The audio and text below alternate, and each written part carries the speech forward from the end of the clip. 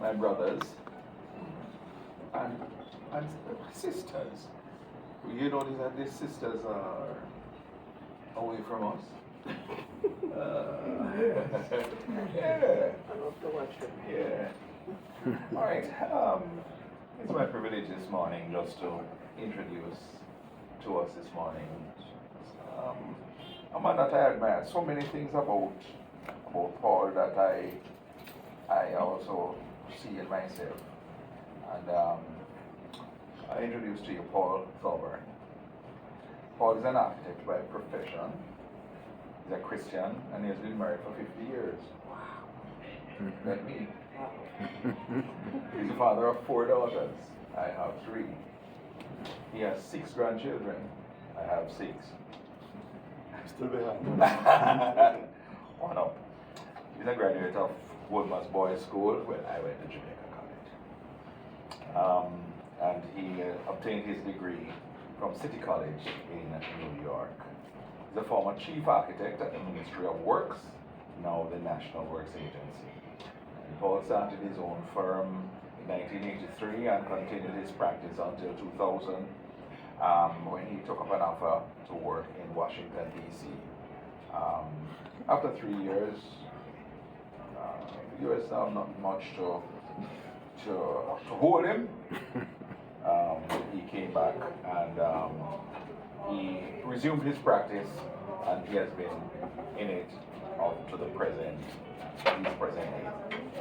Some of Paul's notable projects include the new Ministry of Finance block, that's East National Hero Circle, FHC Credit Union Building, Eureka Crescent and Ripon Road, JN in Halfway Tree, the monument to Hugh Shearer, National Heroes Park, the lovely auditorium at Woodman's Boys School and also at Campion College. The Arrivals Concourse, lovely job, at the Norman Manley International Airport, Pentecostal Gospel Temple at Windward Road, and Olson Memorial Hall on Hope Road. He's an ardent musician, and you know, if you have your phone, you can go on and you can just hear some of his renditions. Brother Paul? YouTube. YouTube. Not Brother Paul. Brother Paul? Yes. Oh, that's a different one. Yeah. Okay. He's also an ardent musician, singer, and composer. He was the assistant director of the Methodist Chorale and the musical director at the gospel band Branches of the Vine. And those are the good old days when we used to have good music. Right? Ladies and gentlemen, he has been alongside the members of the Full Gospel Businessmen's Fellowship, and he has served us with distinction. Ladies and gentlemen, I introduce to you and give you Brother Paul. Yes, thank you so much. Good morning again, everyone. Good morning. You heard I'm Paul Thorbourne. I'm an architect. And I have to tell you that when I look back on my life, my brother says he wondered why we're not seeing the miracles that we saw in Jesus' day. But when I look back at my life, I think so much of my life has been a miracle and a blessing. Yes, sir. Now, fortunately, I was always, as far as I can remember, always in the church. I did not have a miraculous conversion. I was not alcoholic. I didn't take drugs. But I was always in the church. I was told that I was baptized in the Moravian church as a baby. I came to my senses in my formative years, living with my grandmother, and she was in the Baptist church. Later on, I rejoined my parents, who had been abroad in England studying. When they came back, I rejoined them at the Methodist church, where I still am a member. And my wife goes to the Gospel Assembly Church, so I get to say I'm an ecumenical Christian. So I'm not bound by any particular denomination.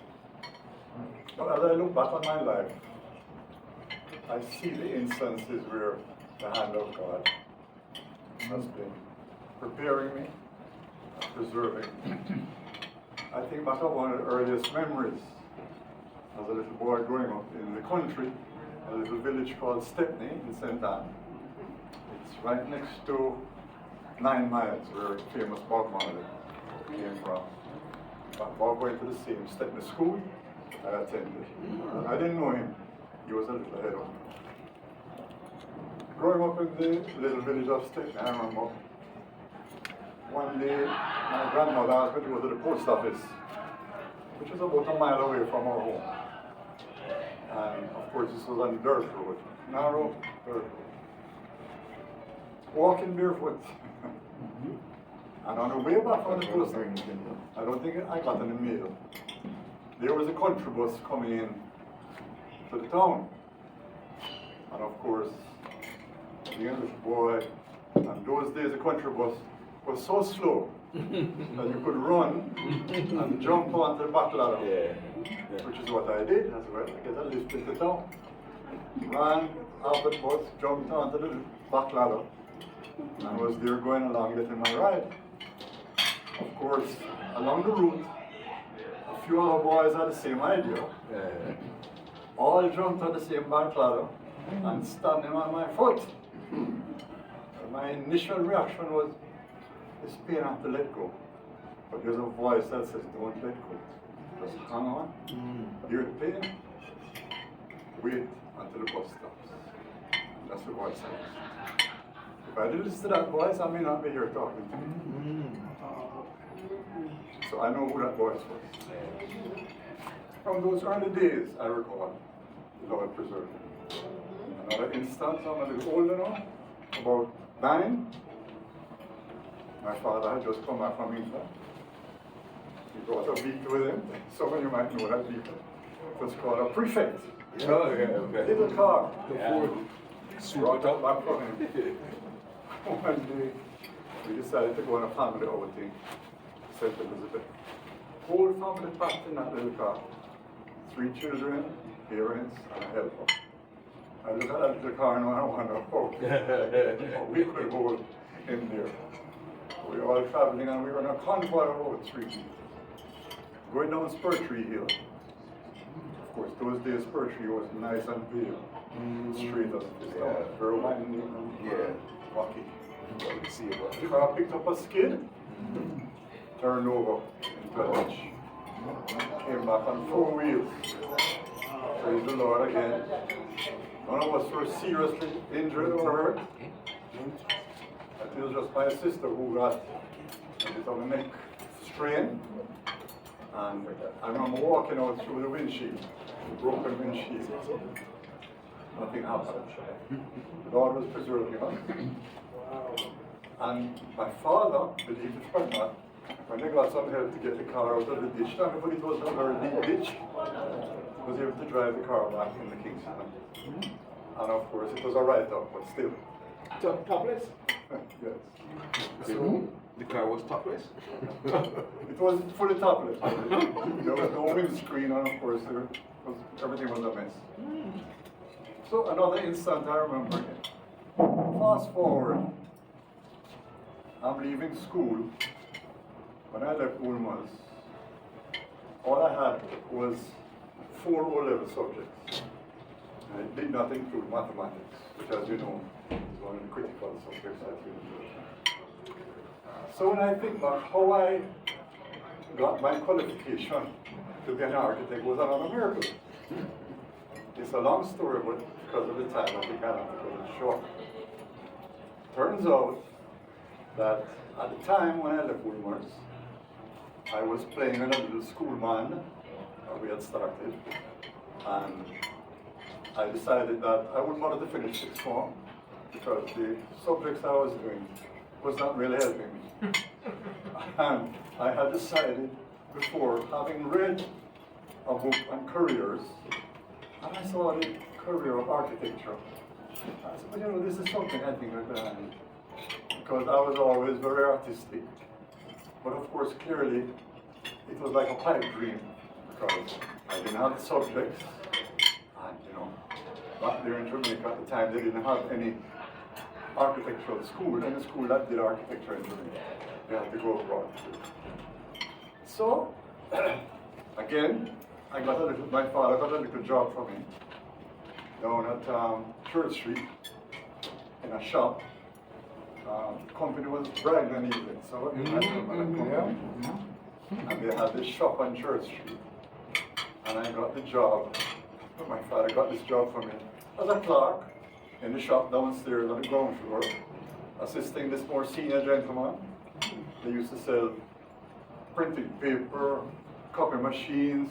Those days they didn't have Xerox, you just had the old-time copy machines, Just typewriters, and stuff like that. Guess that there was a Duplicator. Somebody remember. It's the thing yourself, man.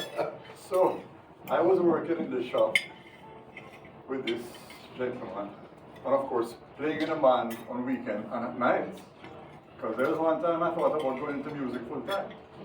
Right? But I was pretty glad I must say that I played keyboards. One day in the shop, we heard this noise coming from the road on Church Street. And we wondered what's going on out there. And of course the shop had a big glass front, so that you could see the goods and stuff inside. And the noise kept getting louder and louder and louder. And we were tempted to wonder, what the heck is going on out there? Sound like some kind of riot. And before we could go to open the door to see what was going on, I just went, Bashai! Glass was flying all through the shop. Somebody threw a big rock into the shop, broke the glass. Had we gone to look at the glass all over me, I'd probably be in hospital. So again, I said, thank you, Lord, preserve me. That was the famous Rodney riots, something about. It started at university and it continued all the way downtown. In fact, I think a couple of buses were burned at the same time. It was one big to-do. So again, I see that the Lord was preserving. Cut things short, how I got my degree, as I said, is America. I got a chance to go to the United States. An aunt came, said, send Paul up to the United States. Got a vacation visa. In those days it was easier to get vacation. Went up on a vacation, but story short, while I'm up here on vacation, I was able to get the job as a messenger of the United Nations. Because for me to stay in the country, I had to get a diplomatic visa. And of course, for me that was an impossibility, but again, through the goodness of God, put in touch with somebody with my aunt, was able to put me onto somebody at the UN, because just at that time, they were taking on temporary extra staff. It was what they call the General Assembly. This is when all the diplomats would come from abroad and give their speeches and everything. So they needed people to work. You know, extra staff. It was a temporary thing, and the lady who recruited me in the office let me know it was just for 3 months. Can't promise you anything, it's just for 3 months. I said, give me for 3 months, I'll take it. Got a diplomatic visa while I was here. Went and registered at night in school at the City University. Took their exam, passed it, no problem, their entrance exam. But I had to take over math and physics before I left Jamaica. So while I was there, registered in school, while I'm working at the United Nations full time as a messenger. Got word from back home that I had passed the math. Praise the Lord. But I didn't pass the physics. And I needed the physics. But thank God, to get into university, I passed their entry exam, which I found was fairly simple, coming from Jamaica. So I started to go to school at night, doing the subjects that would lead me to a degree in architecture. As God will have it, at the end of the 3 months, they kept me on. I was one of the few people who was kept on. So I was there like a messenger going up and down this United Nations building. Those of you who know the building in New York, it's about 30 odd stories. And that's what we had to do. Eventually, I was able to get a clerical job in the registry. And did this for 2 years while going to school at night. Then another roadblock. To get into the School of Architecture, it is a full-time program. You couldn't do that at night. So I would have to give up my job. So it was suggested, someone suggested, why not write to the government of Jamaica?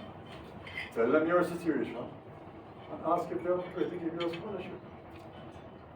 Praise God again. That's what I did. Scholarship came through. So I was able to get on a student visa. So I was able to give up the job, enter a full-time program to do architecture, which is how I eventually got a degree in architecture. As I said to me, when I look back at it, having left almost just 4 subjects and not even one, to get to qualify, for me that was unheard. But praise God, that happened. I brought a couple photographs that I want to show you of a couple projects. You know, they say visuals are good in a presentation. Yeah. I asked the pastor, just going to show my sister here and pastor the folks up there. And the projects I'm showing you all have a little story. But those 3 that I'm going to show you to show. Okay. Oh God, that is the Ministry of Finance, Northern Block, East Heroes Park. So when you may recognize it, that's my biggest project today. That was finished in about 2000. Okay. Now I'm going to tell you, that project, when it came to me again, was a miracle. I won't get into it. But what I discovered, you guys want to look at it?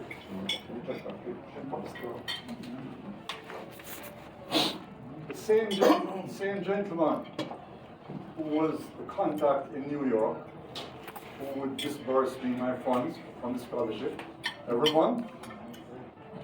We work with the Jamaica consulate. Same gentleman. That was in the 1970s. This project was in the 1990s. Same gentleman was at the Ministry of Finance as a finance officer in charge of that. Wow. So, Man, know you. God set him up. when you see that God set such situation, that is how it is, has been in my life. And I have an even better one to show you, and show you how the Lord has worked. This other one is one of my favorite designs I can show my sister here. They recognize it. Our late brother, Howard William, used to bring his artwork. Yeah, this Yeah. I'm bringing my projects. Giving myself a little plug at the same time. Yes, sir. So, this one, you might recognize it. It's at the corner of Ripon Road and New Crescent, crossroads. It's the FHC Credit Union building. Yes. FHC Credit Union building. And this project, I believe God was preparing me for this from I was born. And I'll tell you why. My father had started a little credit union in his church. It was a Moravian church at the time. And he had started a credit union. He was very much into the credit union movement. And he discovered that there were a few other churches that had small credit unions. So what he did, he went around and he got all the different small credit unions, got them to come together, and he founded Churches Credit Union. Those of you who may recommend the Churches Credit Union. This building was originally the Churches Credit Union head office. And why I tell you I was being prepared. My father started this in about 1950-51 when he started the credit union. I was born in 1950. All through the years, the credit union grew and grew and grew until they had a building in Crossroads, but it was bursting at the seams. And that was just about the time that I came back from my studies abroad. 1975. This was needed at about 1980. They couldn't, the little building that they had on New Crescent could not hold it. It was the credit union was going so fast. And the board identified this hotel across the road. It was an old hotel. Some of you might remember that hotel. I think it was one of those one-night type of hotels. And it was right across the street on a big piece of land. And we had a real estate person on the credit union board who purchased it and called me in, hearing that I just come back, an architect, of course they could probably get me cheap, and said, look, can you do something with the building for us? We're bursting at the seams here. Can you do something? What they were just expecting was a renovation, you know, fixing up a little extension here and there, and a fixing up of the building. But I said, sure, let me do that. That design that you're looking at there came to me just like that. It's like an inspiration. Its mind said to me, why not design a new structure right around the old structure? Knock away whatever you don't want and keep what you want and integrate it. Which is what I did. So that design came up as a result. That design, that building, has the name of my father at the top, the Oswald Thorbourne building, not from our suggestion, from the board, who decided that they wanted to put his name in memory, in recognition of his family. It is now called FHC. It was merged with another credit union. So it is churches and it is now First Heritage Credit Union. That was being prepared for my entire life. The final one I want to share with you is a simple drawing, and it's a plaque which was given to me. Just hold it up. Hold it up. Oh. Past.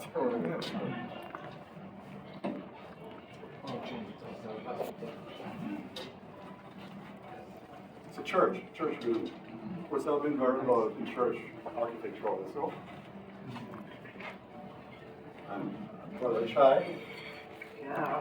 your wife probably doesn't know, but I was the one who did the hall and the clinic at Saxo Complex. One of my projects. This store behind us. Oh, I should tell you before I go to this. Oh, my wife was around me. I had been in New York for 6 years. And when did I meet the lady who was to be my wife? Hold it up. The week before I was to come back home, I used to sing with a group. I always sang in a choir. So wherever was I tried to do something musical. I used to sing with the choir at the United Nations. Okay. And the week before I was to come back home, complete my studies, they had a little going away party. And at this little party, I saw this beautiful lady giving me the eye. Of course, she would tell her that I was the one staying at her. Right? But at that party, we had a couple dances and we introduced ourselves. For between you and me, I didn't really expect it to go anywhere. But I'm going home next week to Jamaica. She's a New Yorker, living in New York, working in New York. I have to tell you, she was divorcee, 2 little boys. So clearly, that was supposed to be off, as far as I was concerned. Anyway, we parted company, said goodbye, and thought that was it. Turns out, she had given her number to a friend of mine and said, ask him to call me. Of course, I'm a man, I'm not going to turn on that kind of invitation. So I called her. We went on one date. And the rest is history. Exchange addresses. When we parted again, just in passing, I said, one of these days you can come down to Jamaica, you know, and I'll take your own. Not expecting anything to come. Well, she took me up on the offer. And the rest is history. That has been 50 years ago. Wow. And 4 daughters and 6 grandchildren. But the reason I brought her up now, she has something to do with that last time. Pentecostal Gospel Temple. Anybody knows that building? On Hill Road? My client too. There you go. We know. Oh, Well, yes, yes. Reverend. I had no association with the Pentecostal church after that. But my wife had been working at the National Housing Trust. And she became very close friends with a lady who went to that church. Today, they're still bosom friends. They just hit it off. Around 1980 something, I think it was, they had a major flooding in Kingston. Some of you might remember. And the gully wall behind that, the original church, gave way, and the whole church collapsed. It was big news. The foundation moved, the gully wall moved, so the whole structure literally collapsed. There was one little section that they had left, and that's where they were worshiping, and they had tarpaulin and everything over it. So my wife, knowing this young lady at her office, she had always felt the need to be baptized because she was never baptized as an infant. And of course, the Methodist Church at the time really was not baptizing adults, they baptizing infants. They do it now on a special request. Right? But she felt the need to be baptized. And her friend said, "What? My pastor will baptize you, is that a problem?" So she said, "Okay." She set it up, and you know who that pastor was? Reverend Carmen Stewart. Now, Reverend Carmen Stewart is somebody I met, and that was a fierce woman of God. And anybody who tells me that women are not to preach in the church or lead the church, I think of Reverend Carmen Stewart. And I say that's nonsense. Yeah. Because if any woman was raised up by God, Yeah. it was. What do you think happened? How God put things in place? We're like pawns in this plan. So we arranged to get my wife baptized. And the pool was still in place. Imagine they have this little structure with tarpaulins, but the baptismal pool was still there. And one Saturday afternoon, at the family gathered, and we all, and my wife got baptized. And that is when I met Carmen Stewart. And she says to me, "But you are an architect with a ministry of works." I was acting, chief architect. You know, in government, we have a lot of actors. Hollywood star. Everybody's acting. So I was acting chief architect. She said, "You know, we have been trying to appeal to the ministry to see what they can do because it's their gully wall that broke away, and they have many of to respond. You're in the ministry. I wonder if there's anything that you could do to assist us." I said, "Well, you know, I am in the architect's branch. I would have to talk to the senior people, like the permanent secretary, and those kind of people." So anyway, I said, let me talk to them and find out. So I spoke to my director of technical services, and he says, "Oh, look, ministry, all we're going to do is build back the wall, the gully wall. We cannot do anything else apart from that. We'll have to look about rebuilding the church on your own." So I said to her, "We will rebuild the gully wall, but you have to look about building the church." She said, "Well, would you be able to do the plans and the drawings for us?" I said, "Well, it's really not a ministry project, but then I could ask my director of technical services to see what he said."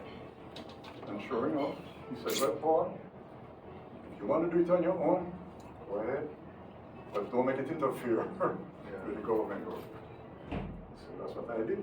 Took it on, worked on the side, did the drawing for the building. The building that you see there now was my handiwork. Got the engineers and everybody in the ministry, put the drawings together, gave it to Pastor Carmen Stewart.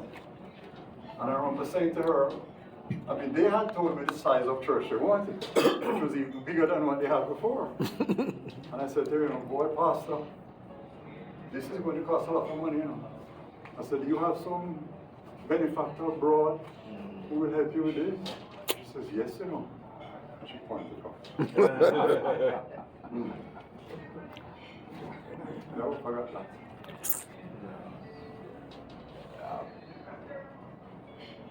So as again I said, anybody who tells me that a woman